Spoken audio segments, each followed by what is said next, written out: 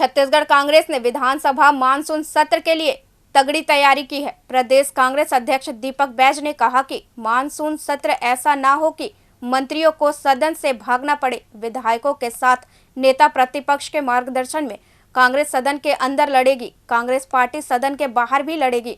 Monsoon सत्र को लेकर कैबिनेट मंत्री केदार कश्यप ने विपक्ष पर तंज कसा, जिसके जवाब में पीसीसी चीफ बैज ने कहा, विधायकों के साथ नेता प्रतिपक्ष के मार्गदर्शन में कांग्रेस सदन के अंदर लड़ेगी, कांग्रेस पार्टी सदन के बाहर भी लड़ेगी।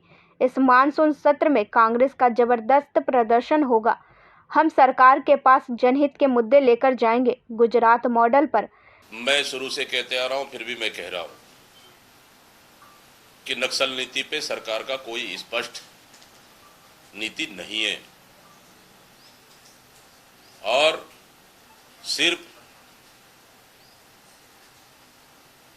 अंदरूनी क्षेत्रों में दहशत फैलाने का काम सरकार कर रही है। जो 15 सालों में किया वही फिर से दोहराने का काम कर रही है।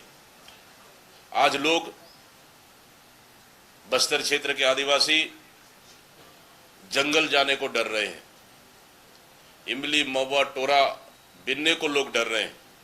माता बहनें असुरक्षित है, जंगल नहीं जा पा रही हैं। इसके जिम्मेदार कौन है? निश्चित रूप से इस सरकार ने आदिवासियों का, खासकर बस्तर जैसा क्षेत्र में, नक्सली क्षेत्र में भरोसा जीतने में नाकाम रही है और कहीं न कहीं सिर्फ वाहवाही लूटने के लिए फर्जी एनकाउंटर भी कर रही है ताकि केंद्र सरकार के सामने वाहवाही लूट सके।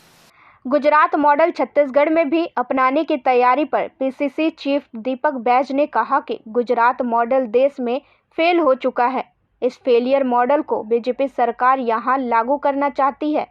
बीजेपी की कार्य समिति की बैठक को लेकर बैज ने कहा कि भाजपा की सरकार विफल और फेल हो चुकी है।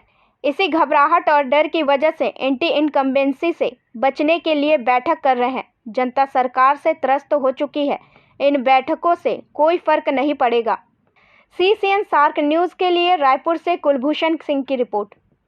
देखिए, भारतीय जनता पार्टी की इस 6 महीने की सरकार में सरकार बुरी तरह से विफल हो चुकी है, फेल हो चुकी है। इसलिए इसी घबराहट में और इसी डर की वजह से ये एंटी इनकम्बेंसी को रोकने के लिए इस तरह का बैठकें भारतीय जनता पार्टी आयोजित कर रही है।